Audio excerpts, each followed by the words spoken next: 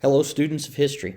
So today we're going to begin looking at the origins of the American Revolution. And we're going to begin in about the year 1754, and we'll look back a little bit at sort of the foundations of the British Empire and the notions of Britain having an empire, which is something kind of radically new in the 18th century to Britain, and that the notion that there's no real imperial plan, and we're going to get into that more in our next lecture in the American Revolution.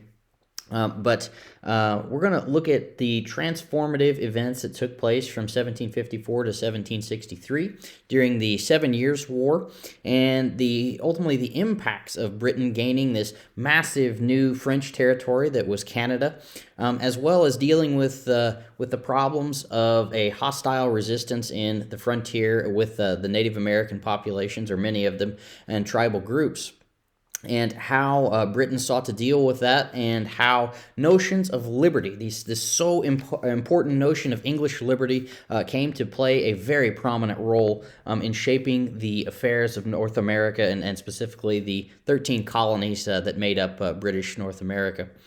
And in this, we're going to be examining a very important thesis for this period from one of the historians, Jack Green, who's one of my favorite historians for this time period, and how he theorizes that really three constitutions existed among the colonists, and that there was a local constitutions based upon colonial charters that each individual colony had from Great Britain, kind of guaranteeing certain rights under the king, and then that there was an English constitution that sort of all people who were under the crown and Parliament, that they had certain rights, inalienable rights, even, if you will, and then that there was sort of a grander, unwritten imperial constitution that taxation was to be handled as a local affair, and this is very interwoven with notions of English liberty.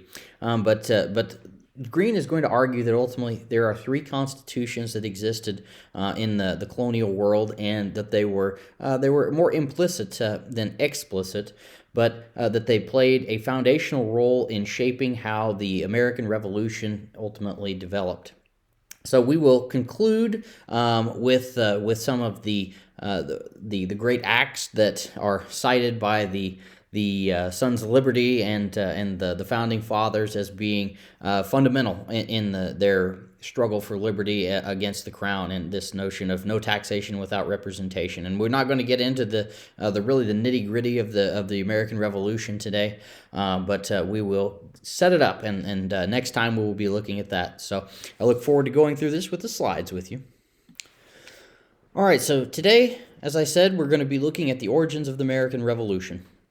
And really what we need to be thinking about here is that there was not a concept of Americans.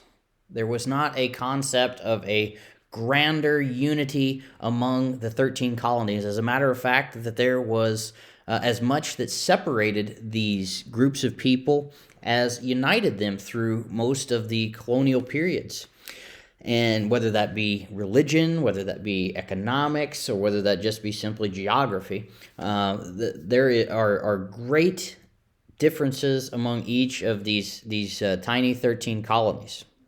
And we also need to ask ourselves, why is it just the 13 North American colonies that join in ultimately this great struggle against Britain, Britain and Parliament and the Crown, King George III? Why do none of the Caribbean colonies join in? Why do not other places, maybe Ireland, even join in this great struggle?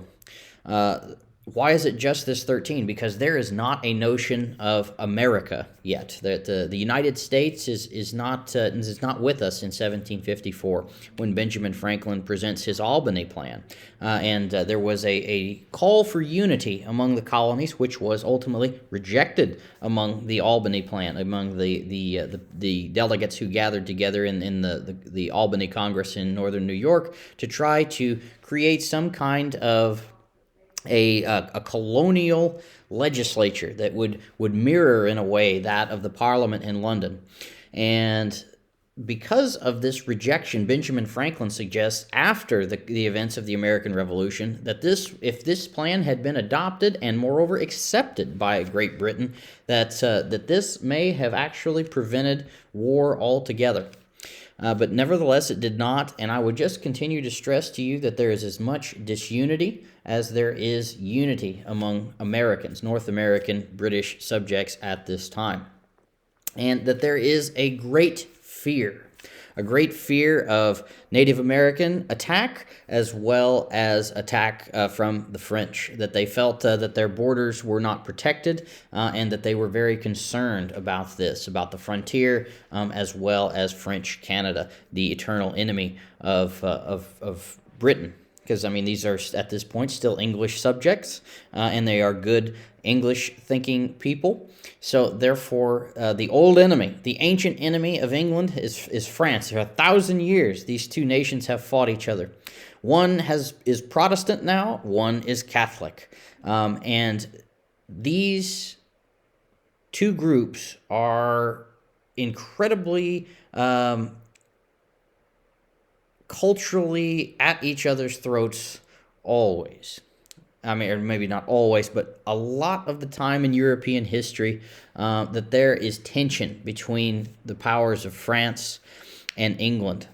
And there are massive differences in culture. There are massive differences in politics and notions of liberty, of royal absolutism in France, of limited monarchy in England. And these beliefs, these fundamental differences in belief in how government should be structured, the kind of religion that should be practiced, whether it be Catholic or Protestant, are fundamental to these to ways of thinking, and therefore it often makes France the eternal enemy of Great Britain up until the time of honestly to World War I.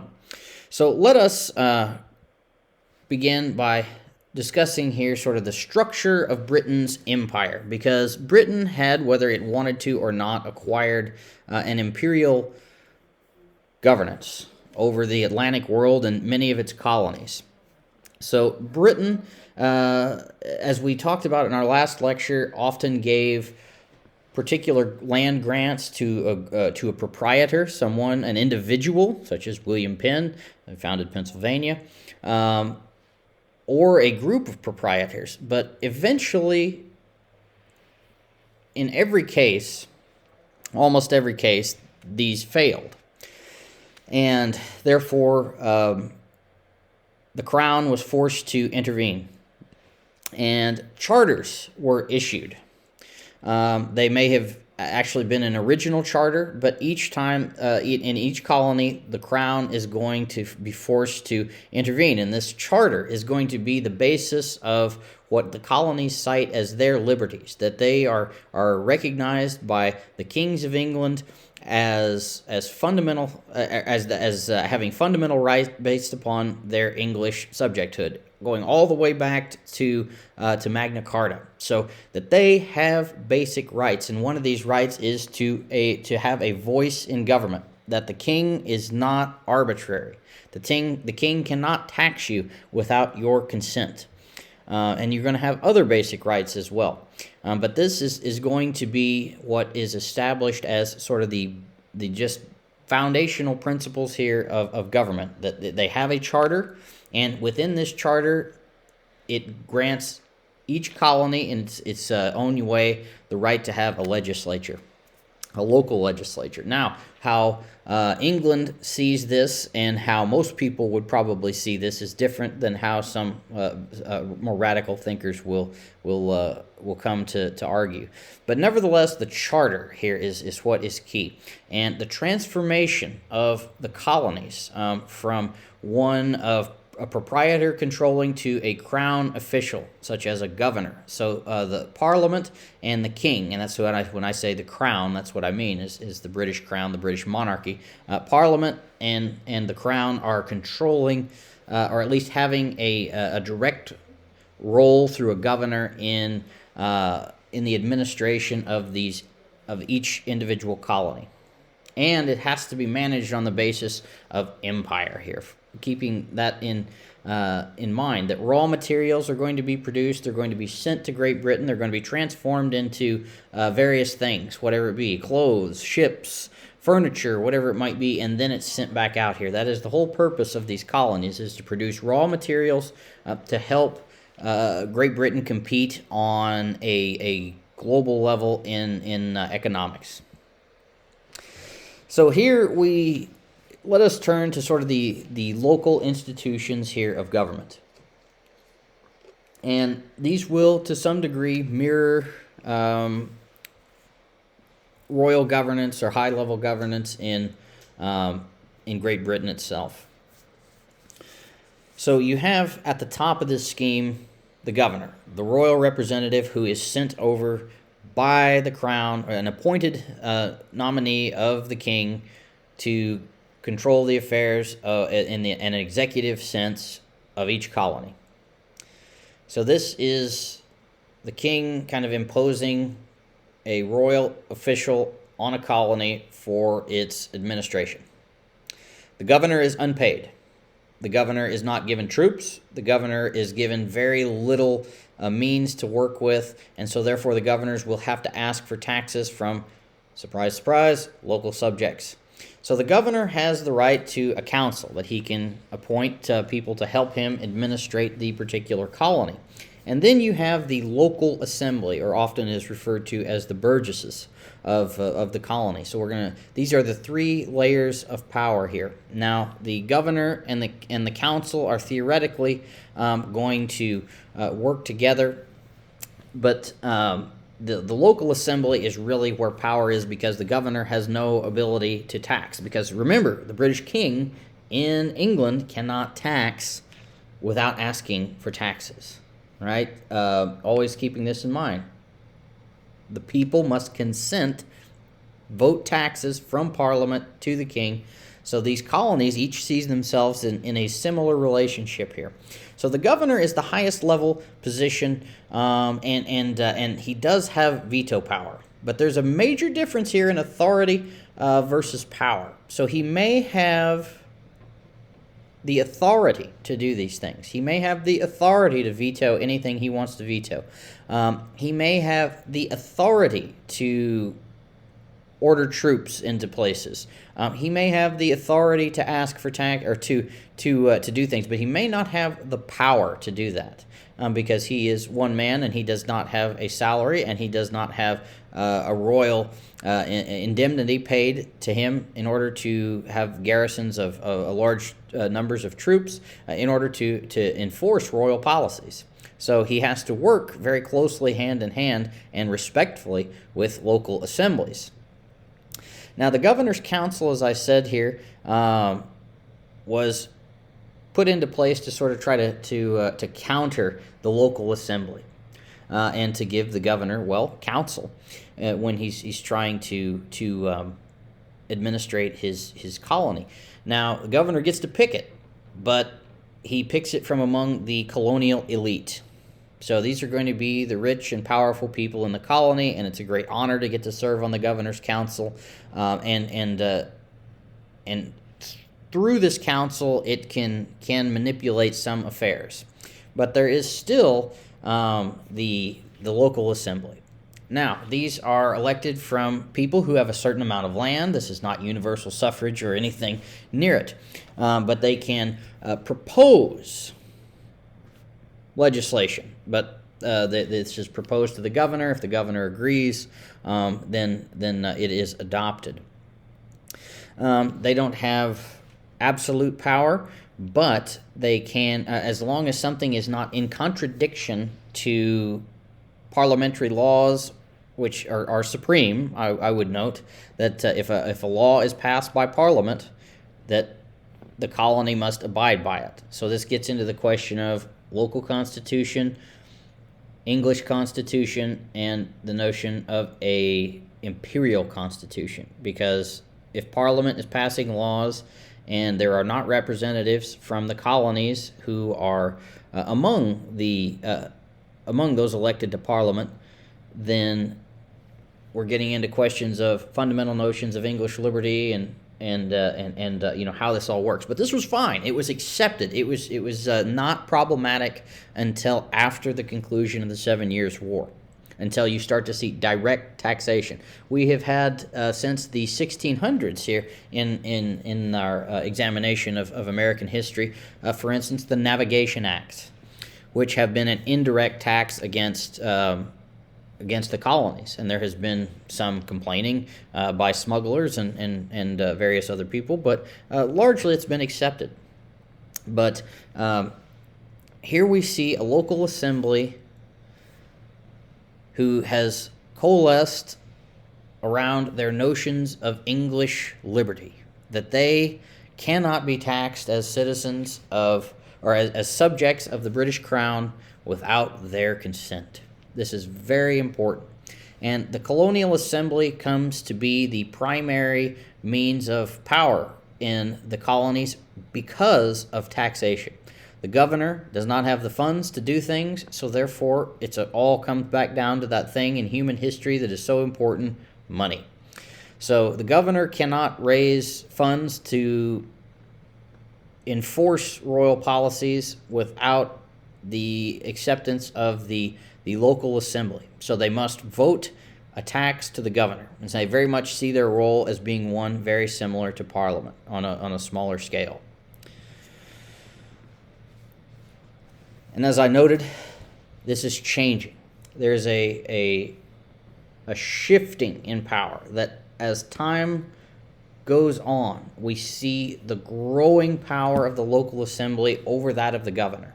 The governor initially I think this is oftentimes can be in American history exaggerated, the powers of a governor, but certainly by 1750 we began to see a governor with playing a much more limited role and the local assembly becoming much more powerful.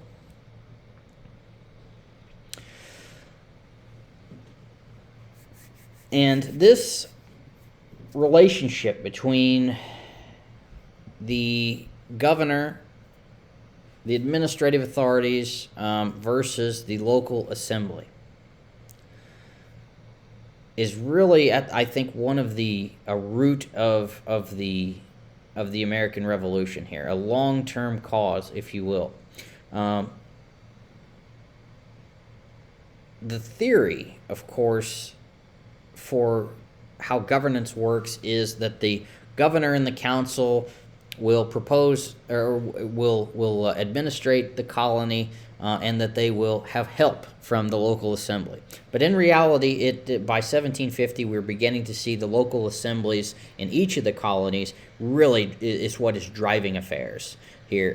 What they are the supreme body here, and the governor is marginalized to some degree, though there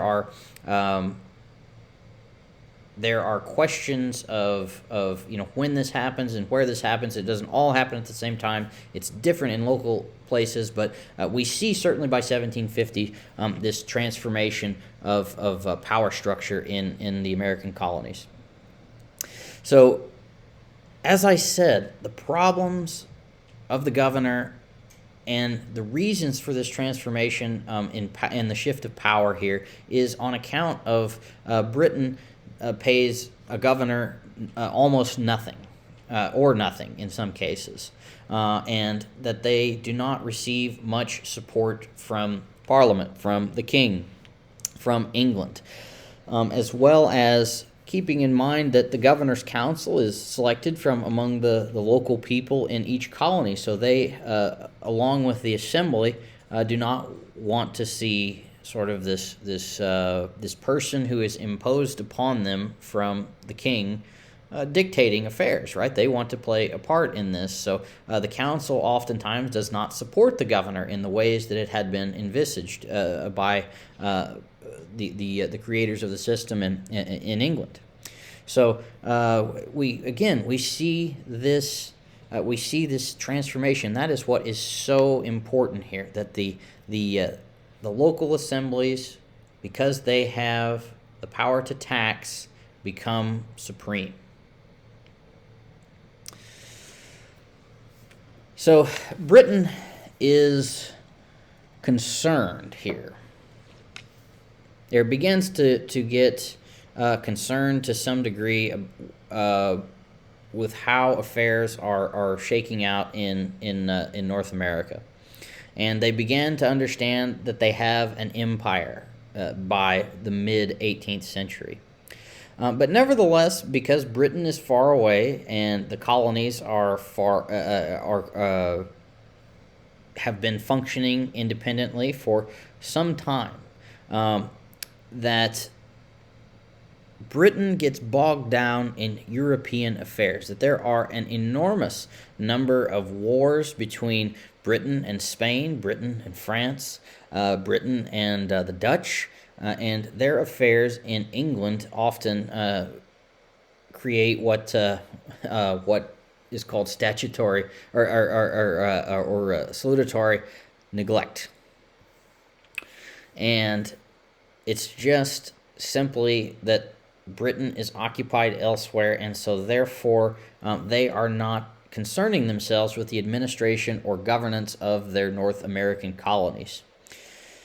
So this creates a system where local assemblies, local dignitaries, local people are becoming more and more powerful because of the neglect that Britain has placed upon them, that they are not actively managing their colonies, and therefore local people are playing these roles.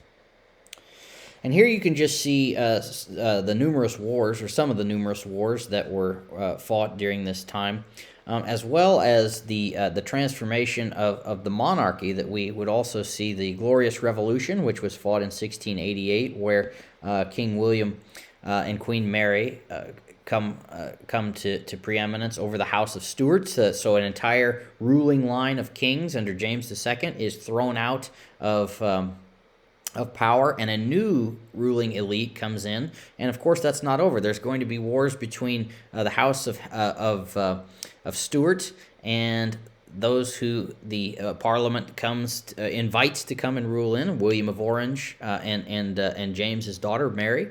But after that line eventually dies out, they ask the House of Hanover to come in and take over, which is the current ruling House of Windsor, which is a German ruling or a German family from the region of Saxony, or Saxe-Coburg.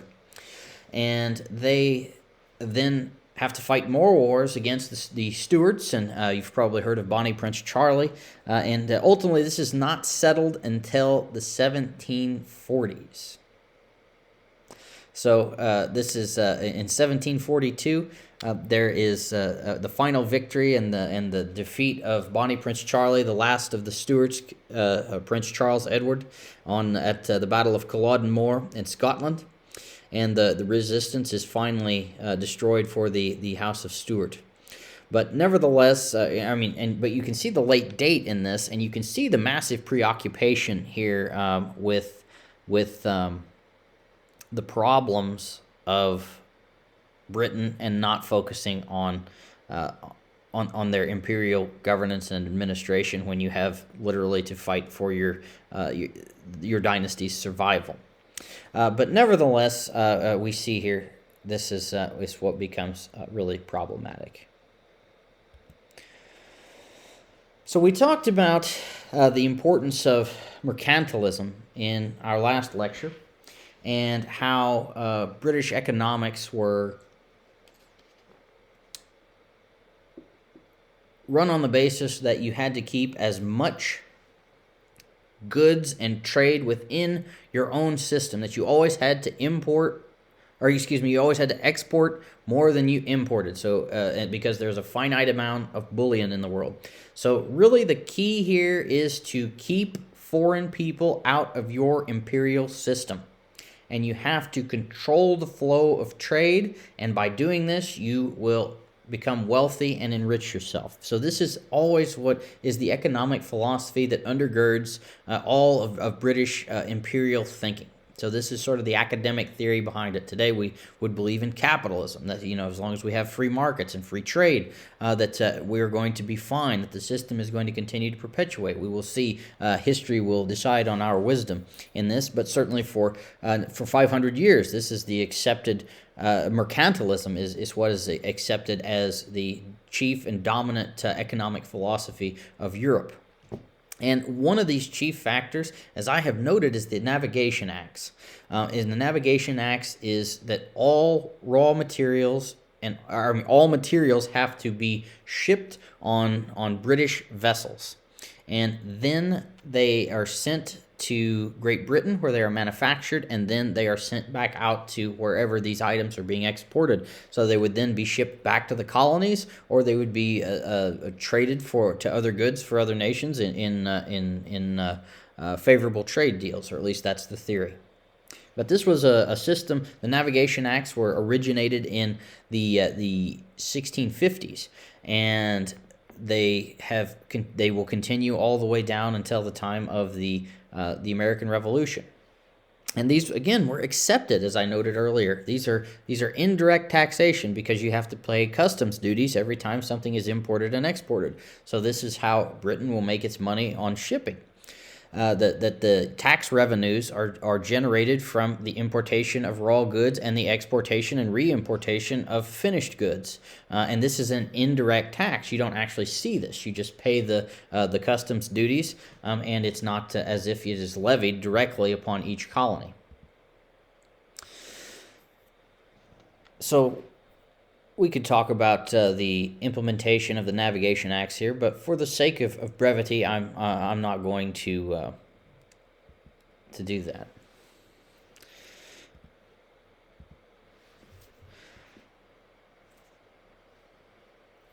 So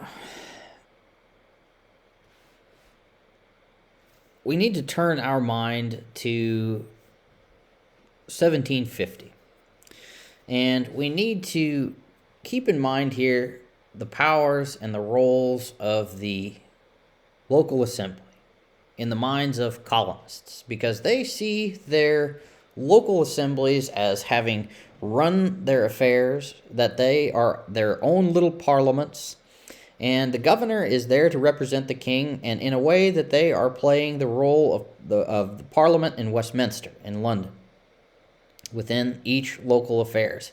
And their little constitutions, their things that they have, are their charters. And they believe so strongly in these things, and they believe that this is foundational to their sense of liberty. Miniature parliaments here. Keep this in your mind, that the assembly believes itself to be a miniature parliament. It is making its own laws. It is voting taxation. It is acting like a mini parliament. And the imperial reality of this is that the Parliament in Westminster, the Crown, royal officials, high elite thinkers in England, Britain, in England, and as well as the colonies, might not always have had such an exalted view of the local assembly, that they very much were. They were a provincial legislature that could make minor level laws that did not interfere with things that had already been legislated by the Houses of Parliament. Their local elites were not acting in the Governor's Council as though that they were a House of Lords, and nor were the local assemblies playing the same and the decisive role that the House of Commons did, because that's how of course, the British system is set up, with the monarch at the head, and then you have the House of Lords, those who have very large landed estates and titles to this estate, that they can sit in a House of Lords forever, and their title is inherited down to the next the next male heir. and then the House of Commons, who are popularly elected by people who have a certain amount of land. And the colonists were not they thought that this is how that their system was set up, but it is not. The outside did not view it in the same way. That they very much saw them as sort of this provincial municipal council rather than something that was a mini parliament in and of itself. Much like one of the great towns in Britain, that they would have houses of burgesses that would make local laws as long as it didn't interfere with greater statutory laws from Parliament. And also playing into this legacy, I hinted at the Glorious Revolution, 1688. And this was really and truly the triumph of Parliament over the Crown, that James II was forced to leave, to flee Great Britain, and the parliamentary authorities argued that James abdicated his office because he abandoned his office, and therefore Parliament becomes supreme, and they ask William of Orange, who will become King William I of England. No, I'm sorry, that's wrong. King William III of England. William I, of course, was William the Conqueror, 1066. Different time, different place. Although very interesting.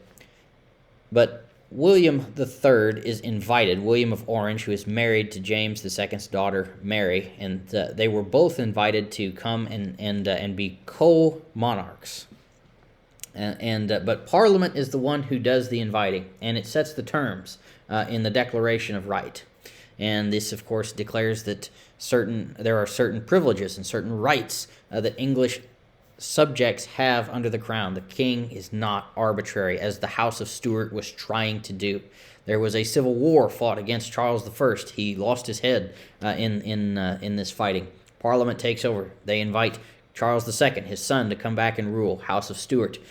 He does an okay job. And then, of course, his brother is James II, and he has to eventually take over after the death of Charles II, and he tries to rule arbitrarily again, and he's a Catholic, and none of this works, and therefore he leaves and flees. This leads to the Glorious Revolution. Parliament is supreme here. This is the victory of Parliament over the absolute rule of kings. This is the opposite happens in France with Louis XIV, who he says, "What is the state? I am the state. What is the law? It is whatever is in my breast."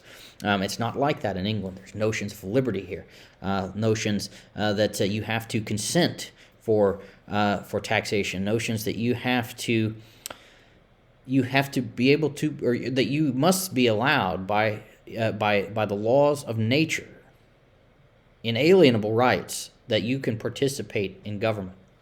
And this is one of the major consequences of this period of the Glorious Revolution. And each of the little colonies saw themselves as that they played their part, that there were many glorious revolutions that were fought out against royalist powers, and they were fought out in the American colonies as well. They participated in this struggle, and they felt that they were also they were good English subjects who were part of this, and that they also had earned the same rights, that they, in their little assemblies, played the role of mini parliaments.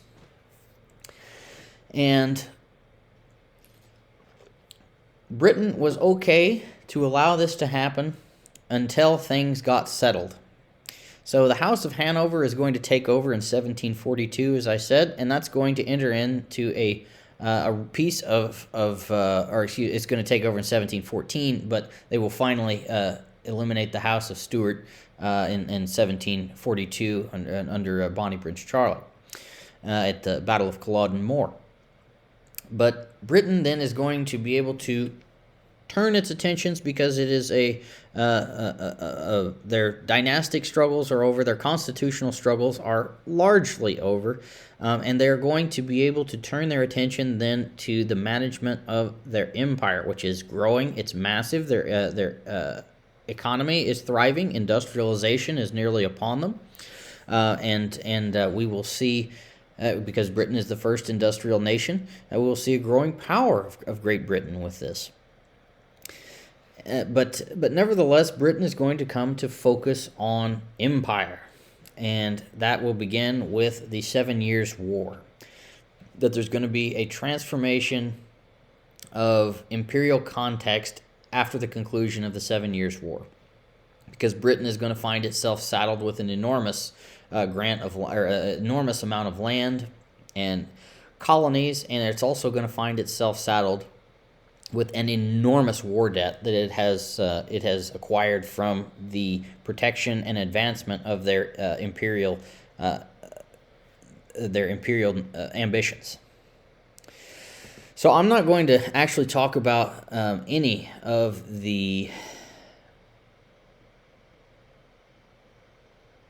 kind of back and forth in the war, but I'm just going to really talk about the consequences of it, and briefly we'll discuss this. But keeping in mind that in the north here, Canada, this entire region of Canada, the Ohio River Valley, all of this is under French control, and that there was a constant fear, a terrible fear among colonists of the French.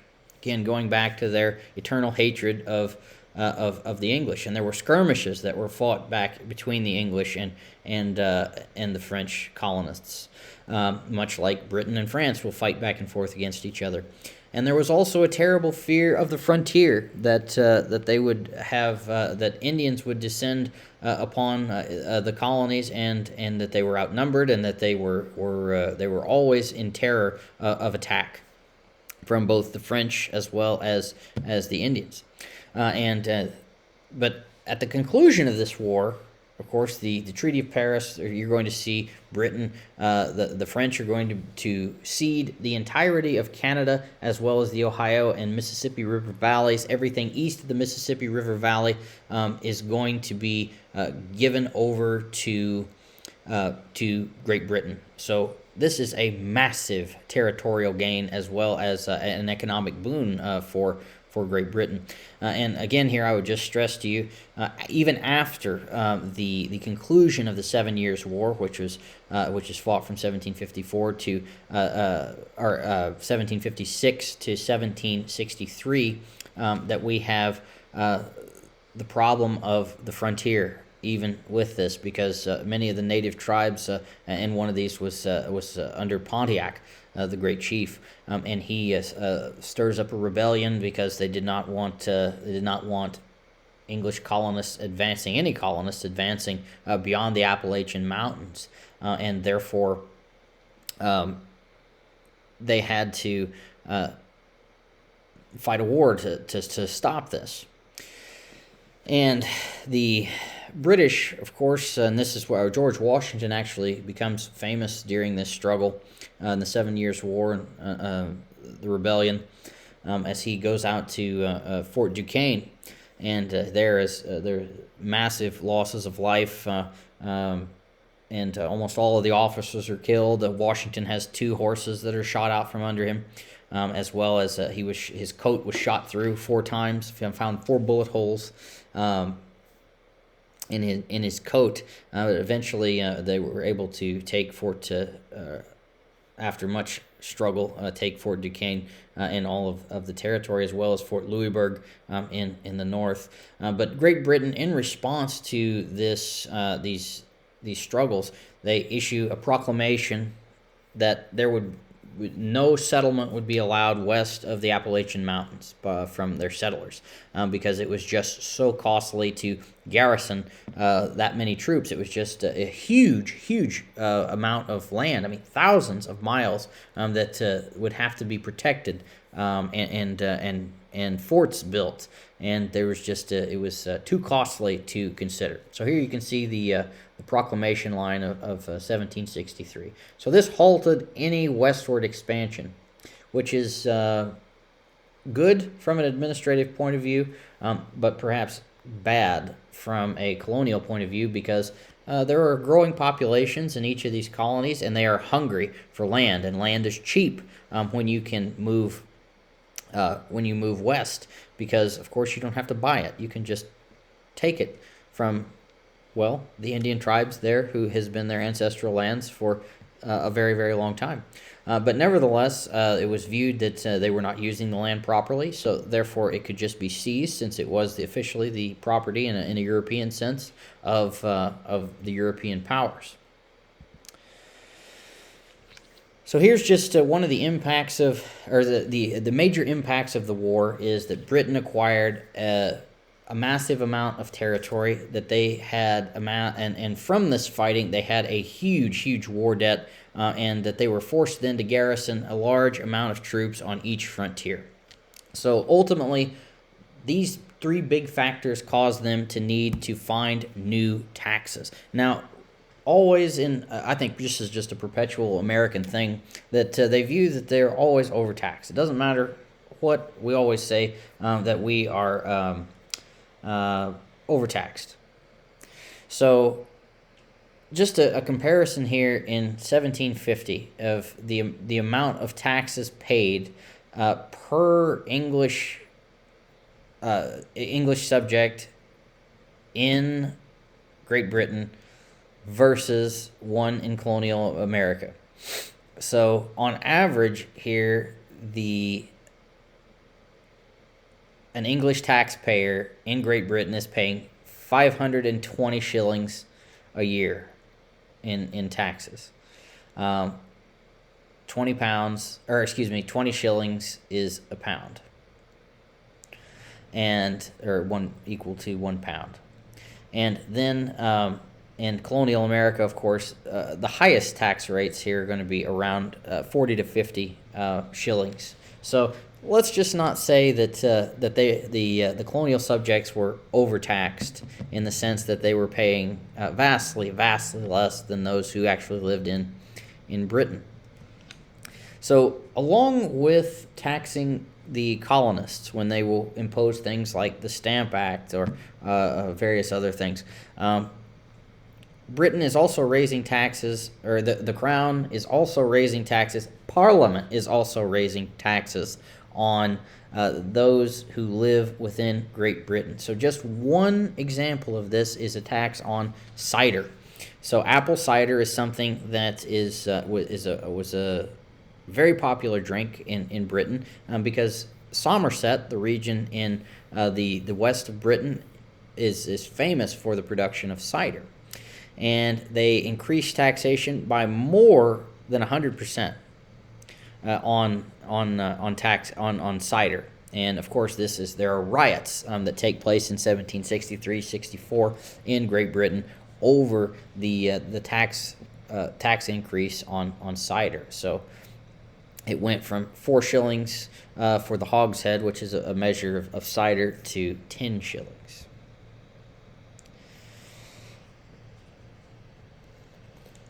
So Britain feels that they are just in taxing the colonists because they gave security to the colonists. They fought this war against the French and Native American tribes. They sent massive numbers of troops. They spent and borrowed heavily, and therefore the colonists should have to pay kind of their fair share in this struggle, because that's who they were protecting, and that is who they are helping. And really, it was not heavy taxes that were levied by them. And ultimately, at the end of the day, Parliament has the authority to levy taxes because it is supreme, though the local assemblies did not view it in the same way. Again, we're seeing this constitutional struggle here that we were not seeing before. And this is going to bring it to a head, that there's going to be, who is ultimately, who's in charge here? And is Parliament taxing, is it a violation of the notions of English liberty? Because they are going to impose taxes upon colonists without them having any say in these taxes. But Parliament will argue that it is a theoretical representation, that not every British subject, of course, votes on and and consents to taxation. Matter of fact, the vast majority don't vote on it. Towns, massive and growing towns such as Manchester, Birmingham, the second and third largest cities in England today, had 0 representatives in Parliament at the same time in the 1760s. And they were huge growing towns, and there were places in the countryside that had almost no one there. So it is a theoretical representation, is what the parliamentarians will argue, that they're saying, well, we were thinking about you and your benefit, even though you don't have actual representation. So Parliament has to act on their huge war debts. So they have to directly tax the colonies. There's just not enough ways just through using things like customs duties and the Navigation Act and similar things like this. They have to tax the colonies directly. So again, the most valuable thing in the colonies, as I've noted it before, is sugar. So they are going to begin taxing sugar. They're going to ask for 1 cent on mailing correspondence and proving wills and things like that. So they will ask for you for 1 cent on that, or 1 pence. And then there will be finally the introduction of the township duties. So we're going to see a ratcheting up of these, because there was such opposition to the Sugar Act, the Stamp Act, and then eventually the intolerable acts. Sometimes the township duties are described as, and you will have the Tea Act, which will lead ultimately to the Boston Tea Party, a tax on tea, a direct tax on various items to raise money for fighting this war to protect the colonies and expand the British Empire. So these direct taxes, which we will talk about more in our next lecture, but colonists see these direct taxes as an absolute violation of their liberties, because they are a threat to each little assembly's power and a violation of the principles going back to Magna Carta, to the Petition of Right, to the Declaration of Right, that they had fought in these struggles, and they are now seeing an arbitrary government placed over them because they are being directly taxed without their consent. So here are the key issues. It's about power, ultimately, that each little assembly feels it has the power and the theoretical authority to consent to taxation and not to pay taxes without their consent. So this equals no taxation without representation. And there is no taxation really except by the local assembly's consent. And we see here a refusal to recognize the authority of Parliament to impose direct taxation, but they will agree to accept indirect taxation, such as things like the Navigation Acts. That is how revenue was accepted to raised, but otherwise it is the local assembly who has the authority only to raise taxation. Key issues here: 3 constitutions: imperial, English, and local constitutions. Nevertheless, we still don't have any kind of colonial unity here. We still don't see a unified colonial response to these taxes. Largely, most of the most vitriolic rhetoric that is coming out of the colonies is coming out of Massachusetts Bay. It's coming out of Boston, this is where the great smuggling port. John Hancock himself being one of the greatest smugglers in the colonies, who don't want to pay taxes, is where this is all coming out of, but there's still not unity among the colonists on whether they can unite together against this great problem of an attack on English liberties. And we will begin to see more and more rhetoric starting to be ratcheted up in the late 1760s, and certainly starting in the 1770s, about unification, that the colonies have to come together, that they have to be one. And this goes all the way back to Benjamin Franklin's notion that the colonies, for security against the French as well as the Native Americans, have to come together and act as one body. That was his Albany plan, but which ultimately failed. But we will begin to see much more colonial unity after, not really even in 1763, but I mean certainly beginning in the 1770s, we began to see for the first time delegates coming together to be correspondents about unifying. So this concludes our presentation on the origins of the American Revolution, and I look forward next time to getting into the real nitty-gritty of fighting the American Revolution and the really key impact of George Washington. So thank you for watching.